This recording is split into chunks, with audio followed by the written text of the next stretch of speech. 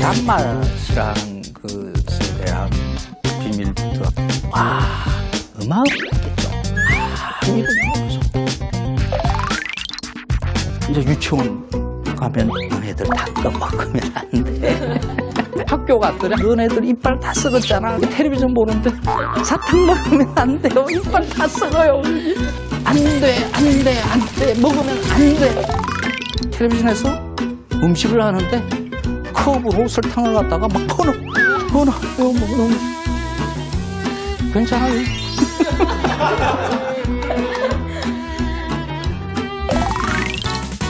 소금에 자꾸 이름을 붙이기 시작했는데 매운 거를 되게 많이 듣거든요. 유사각을 마케팅하는 식당들이 많은데 굉장히 힘들어요. 네. 제가 저녁을 차려주면 핸드폰으로 뭘 열심히 보면서 또 먹어요. 근데 남이 먹고 있는 모습을 아, 이게 왜 먹방. 그럴까요? 네. 보통 그걸 대리만족이라고 이야기를 해요. 아주 안 해요. 포르노예요. 다른 사람들이 막 드러내는 가짜죠. 연기의 쾌락을 보고 나도 쾌락을 느끼는 거예요. 포르노가 그런 거잖아요. 그래서 이런 장르를 두고 푸드 포르노라고 그렇게 이야기해요. 푸드 포르노요. 기제는 똑같습니다. 남이 표현하는 쾌락을 보고 내 쾌락을 자극시키는 거죠. 아주 어릴 때의 상황으로 제가 설명을 할게요. 인간의 맛 중에 신맛과 쓴맛은 원래 먹으면 안 되는 맛이에요. 금기예요. 신맛은 오래된 음식물의 맛, 쓴맛은 독극물의 맛 이렇게 이해를 하면 돼요. 그래서 애기들이 갓 먹일 때 보면 레몬, 오렌지 뭐 이런 거 먹으면 애기가 팍 들죠. 왜? 먹으면 안 되는 거거든. 원래 본능에서는 금기예요. 먹으면 안 되는 거야. 그래서 팍 뜨는 거. 쓴 거, 이게 채소 종류들 이런 게 쓴맛이 나거든요. 그거 먹으면 애들이 막 뱉어요. 왜? 금기예요. 그런데 그걸 우리가 먹어요. 그죠? 무엇이든지 먹어내야만이 생존이 가능한 동물이에요. 왜? 먹이 활동을 잘 할 수 있는 몸을 가지고 있지 못해요. 그래서 무엇이든지 입에 밀어 넣어야 돼요. 먹어서 죽거나 탈나지 않으면 먹을 수가 있어요. 그런데 본능에서는 못 먹게요. 근데 이걸 어떻게 애기들이 먹어요? 엄마가 이 먹이는 작업을 했어요.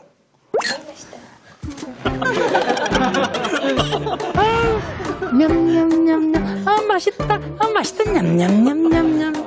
그 텔레비전에 그 먹방에서 최고예요 뭐 하는 그거와 마찬가지의 그 가짜로 그게 얼마나 맛있는지 그 시거든. 그런데 그걸 얼마나 맛있는지 이러고 애기가 많이 보고 엄마가 표현하는 그 쾌락을 복사를 해요. 원래는 먹으면 안 되는 건데 엄마가 그 쾌락을 복사시키면서 그것을 먹을 수 있게 돼요. 자, 맛은 어디에 있나요? 누군가의 엄마의 머릿속에 있던 것을 내 맛으로 받아들인 거죠. 자, 이것을 한번 트면 그 다음에는 쉬워요. 여러분이 맛있다라고 하는 그 기호는 원래 본능으로 가지고 있던 것이 아니라 여러분이 이때까지 만났던 수많은 사람들의 기호를 머릿속에 저장해 놓은 겁니다. 수많은 사람들의 기호가 들어와서 내 기호를 만든 거예요. 그래서 맛이라는 것은 사회적인 맛이에요. 음식의 쾌락은 음식이 있지 않아요. 음식이 나한테 쾌락을 주는 것이 아니라는 거죠. 그러면 누군가의 머릿속에 있는 쾌락을 내 쾌락으로 받아들이는 거잖아요.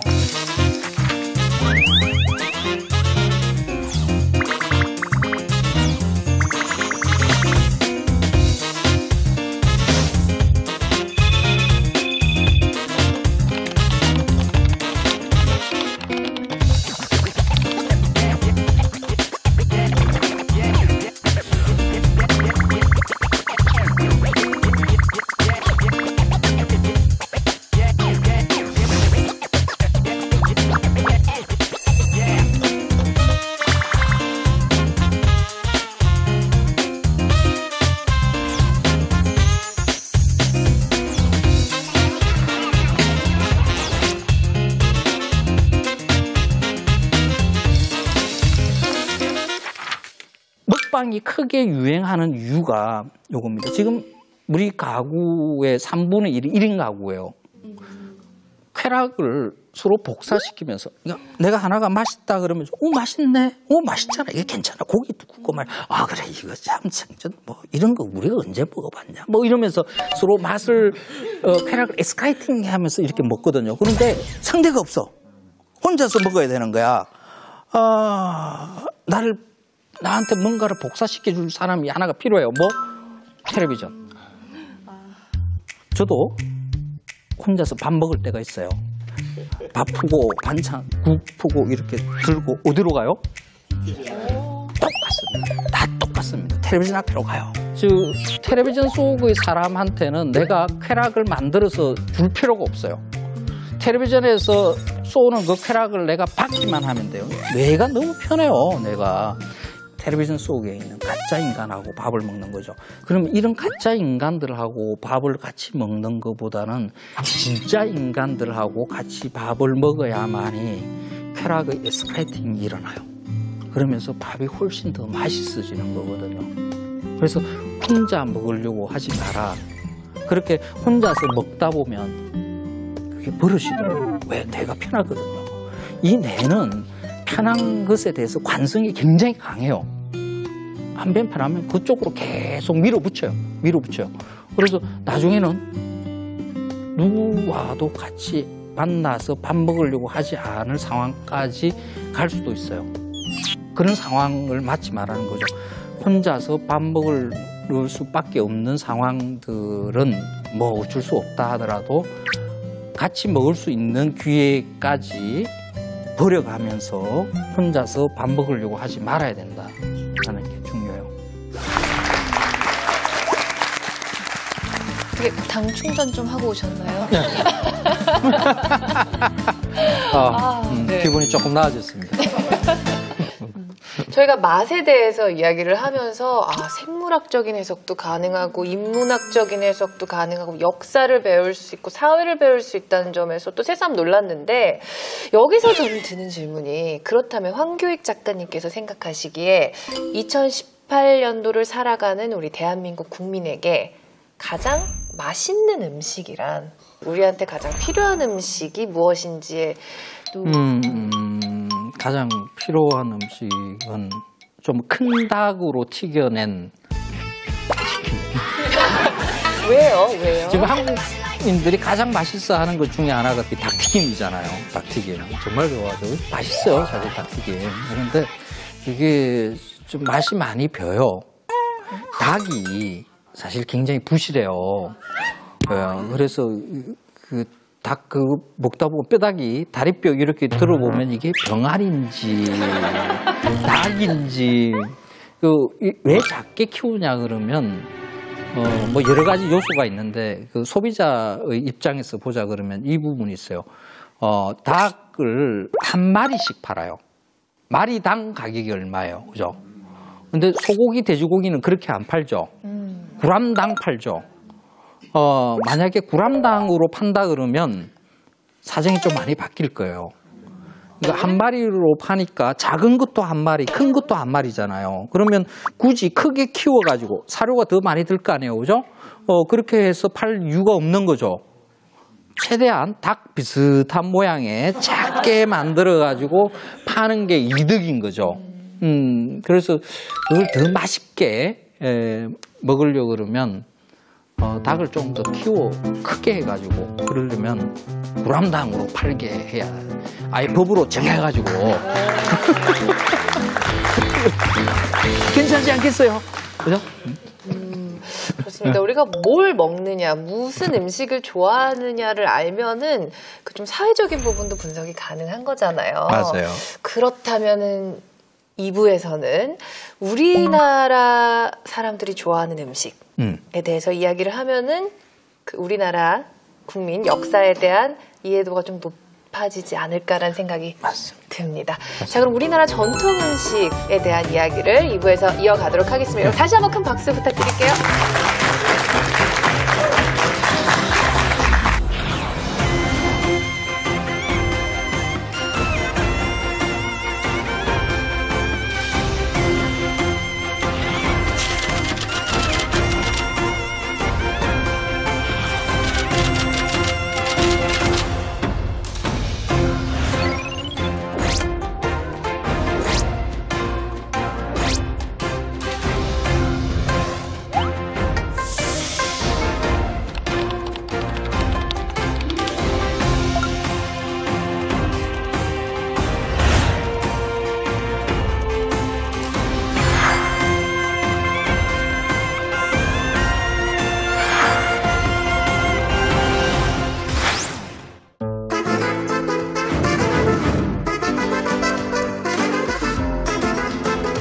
음식이라는 게 일상의 문화인데 정치가 문화를 규제하고 정의를 내리고 뭐 이렇게 할 수 없는 일이에요.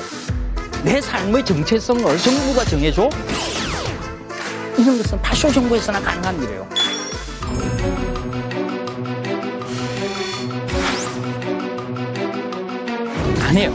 안 해요. 한국 음식에 대한 전통이란 뭔가 하는 거, 그거부터 한번 풀어보려고 그래요. 소프트웨어로 이해하는 방식으로, 전통에 대한 그런 개념으로.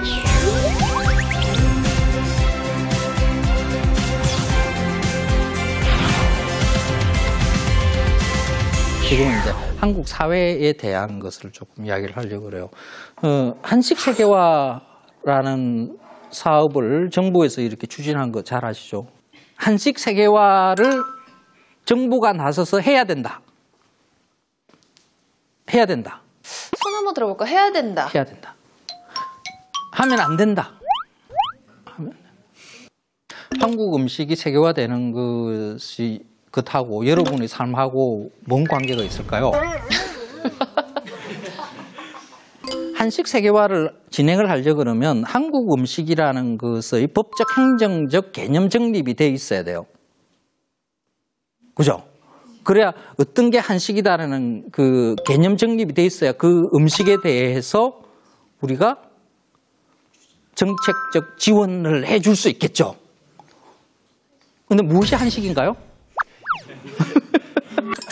무엇이 한식인가요? 그걸 개념 정하기가 힘들어요. 문화를 법적 행정적 개념으로 정립시키려고 하는 이 시도 자체가 굉장히 파쇼적인 거예요. 다른 거로 한번 비교를 해볼까요? K-팝 요즘 유행이잖아요. K-팝을 지원하는 정책을 만드는데 K-팝이 뭐라고 하는 법적 행정적 개념을 정하겠다.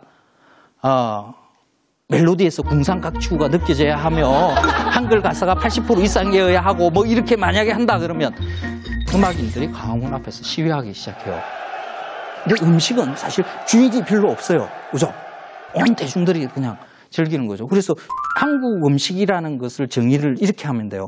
한국 음식은 한국인이 먹는 일상의 음식을 통해서 내가 한국인이라는 정체성을 확인할 수 있는 그 무엇, 그는 음식, 그걸 한국 음식이라고 할 수가 있어요. 근데 그걸 정부가 정해? 내 삶의 정체성을 정부가 정해줘? 문화는 정치 위에 있는 개념이에요. 정치가 문화를 규제하고 정의를 내리고 뭐 이렇게 할 수 없는 일이에요. 근데 왜 이런 일들이 일어났는데도 한식 세계화에 대해서 많은 국민들이 그냥 뭐 잘하는 일이다라고 이렇게 생각을 하고 있냐 그러면 우리 속에 전통, 한국, 민족 뭐 이런 것들이 마음속에 이렇게 많이 들어와 있기 때문이거든요. 이런 것에 대한 강력한 애착이 있어요. 그래서 한국 음식에 대한 전통이란 뭔가 하는 거 그거부터 한번 풀어보려고 그래요. 전통. 우리 한식 세계화가 진행이 되면서 그 맨 앞에 내세워진 음식이 있었어요. 신설로예요. 신설로. 한식 세계화에 대한 여러 홍보물 봐도 그게 다 신설로가 그죠? 딱 놓여 있어요. 한국을 대표하는 음식 신설로 해가 딱 놓여 있죠. 자 여기서 신설로 드셔보신 분. 조금 사시네. 신설로 요리를 할 줄 아시는 분. 할 줄 알아요? 조리학과에서 아직 안 배웠어요? 아직 안 배웠어요? 없어요? 통이 없어요 그거? 그릇이 없어요? 자, 집에 신설로 그릇을 가지고 계신 분. 좀 이상하지 않아요? 한식 세계화를 한다는 정부가 내놓은 한국 대표 음식은 신설로고 그런데 대한민국 사람들은 신설로를 거의 먹어본 적도 없고 요리할 줄도 모르고 그 그릇조차도 가지고 있지 않아요. 뭐지? 근데 우리는 한국 전통 음식 이러면 이제 다 신설로부터 떠올려요 머릿속에. 그래서 정부가 그런 간행물을 만들어도 우리는 아무 소리 안 하는 거예요. 음식이라는 게 일상의 문화인데 우리 시민의 일상과는 전혀 무관한 그런 것들이 앞세워져 가지고 막 외국에 떠돌아다니는 게 이게 정상인 건가요? 전통이라는 뭔가 하는 생각부터 한번 해봅시다. 전통? 한국 전통 음식이 뭐예요? 한국인의 정신이라든가 전통 문화가 담겨있는 오래전부터 먹어온 음식들 아니면 먹고 있는 음식들이겠죠. 그 어떤 음식들이 있어요? 장이 들어간 음식들, 발효가 된 음식들, 나물 같은 것들.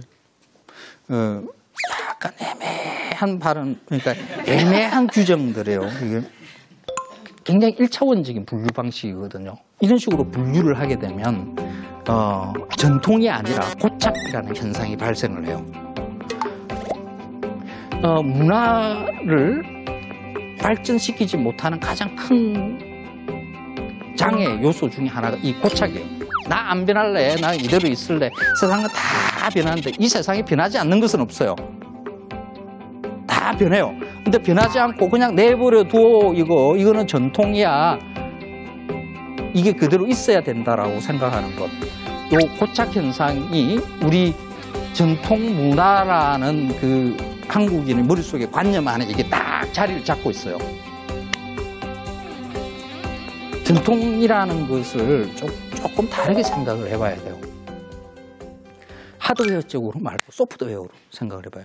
국어사전에 전통이라는 개념이 어떤 집단이나 공동체에서 지난날로부터 이어 내려오는 사상, 관습, 행동 따위의 양식 또는 그것의 핵심을 이루는 정신. 전통. 어떤 집단이나 공동체에서 이걸 한국, 한민족 이렇게 바꾸면 되겠죠. 그죠? 지난날로부터 이어 내려오는 옛날부터 있던 것인데 지금도 존재하는 이런 뜻이에요. 옛날에 있었던 이거는 유물이에요. 지금도 존재하는 이게 중요해요.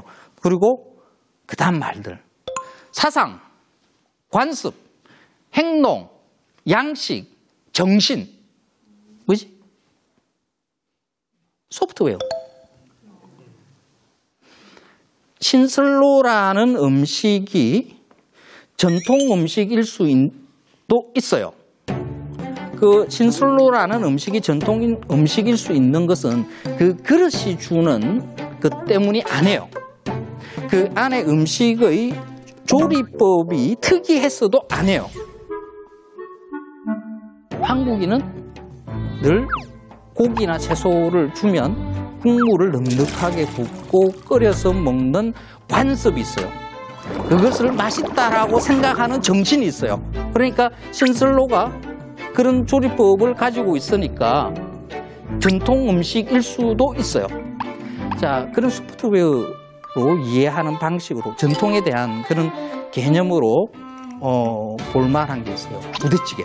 자, 햄 소세지가 한국 전쟁 이후에 우리한테 주어졌어요.